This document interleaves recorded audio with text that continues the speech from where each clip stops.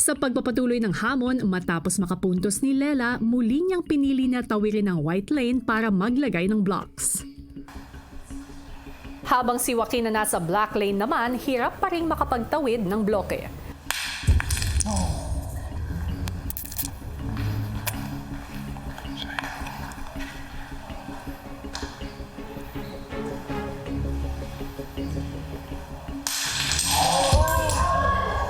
Dami ko na pong nasisipa, kuya, at natatamaan po na colored blocks. Tapos kakastart pa lang po, kuya, ng game, kinakabahan po talaga ako. Mahirap po talaga, lalo na po pag naglalakad pa po ako habang may binabalance po akong Jenga blocks. Nag-iba rin po yung strategy ko. White.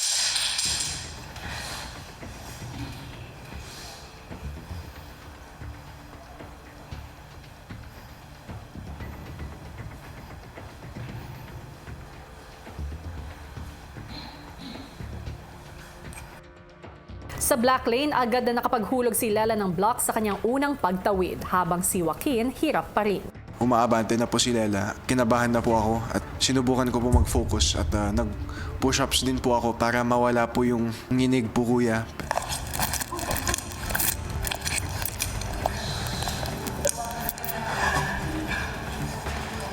Promise. It's gonna work.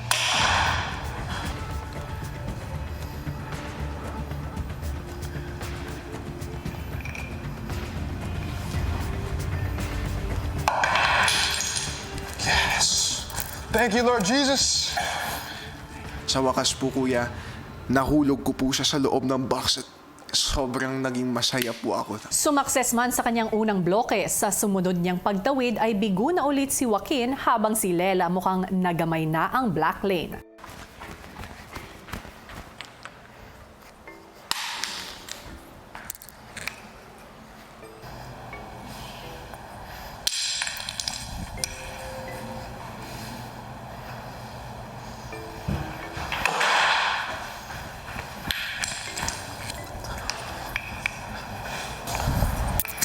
This hard, bro.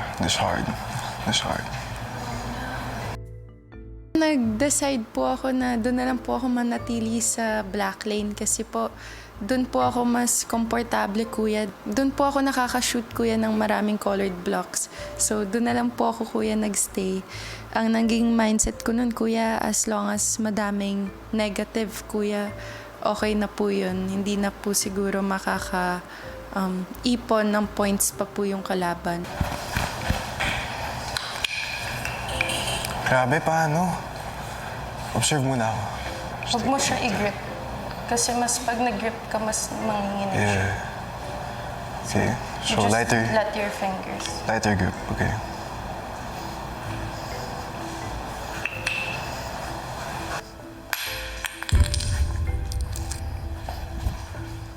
Wax your fingers.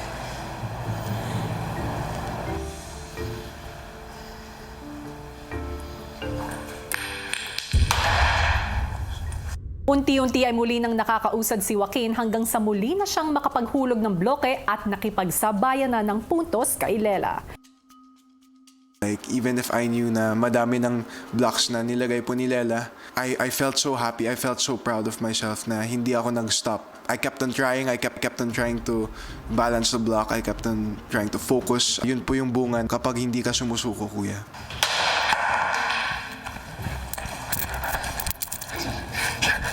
Matapos ang isang oras, isang anunsyo rin ang narinig mula kay Kuya. Joaquin at Lela, sa puntong ito, panandalian kong isasara ang black lane.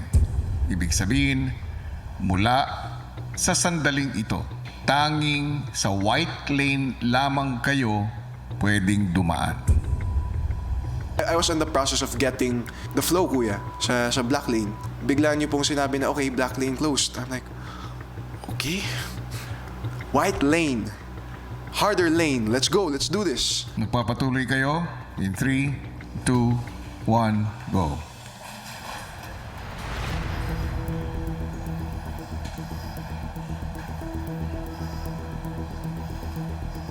Mahirap po siya, kuya. Nahirapan po talaga ako. Kailangan mo din po maging alerto, kuya, dun sa tinatapakan niyo. Every time po na dumadaan po ako doon, kinakabahan po talaga ako, kuya. Madalas po doon ko po nasasagi yung mga colored blocks. Actually, kuya, mas sumikip pa nga po yun na yung makitid na daan po na yun dahil pag nahuhulog po siya, kuya, mas nako-cover pa po, kuya, yung daan. Napansin ko po na mas masikip po yung daan sa white lane. Kailangan ko po talaga i-ganon yung paa ko po.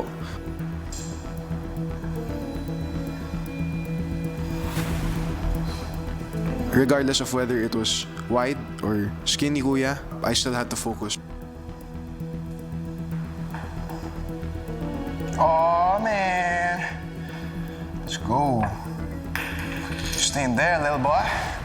Kabado man, muli na ring nakapagtawid ng bloke si Lela sa white lane.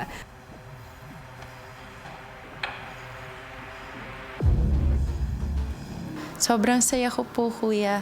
Mas ginanahan po ako, mas naramdaman ko po na, kaya ko pala.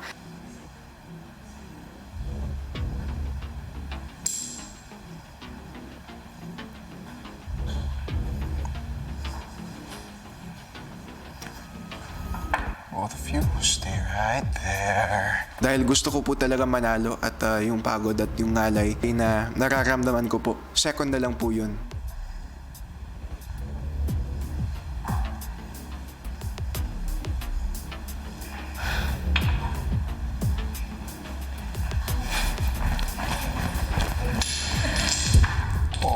Kada hulog ng mga blocks na naka-place sa floor, para siyang suntok po, kuya. Minus points kasi po siya eh.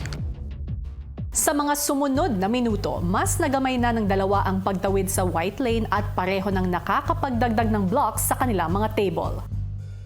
Thank you, Lord. I am nothing without you, Lord.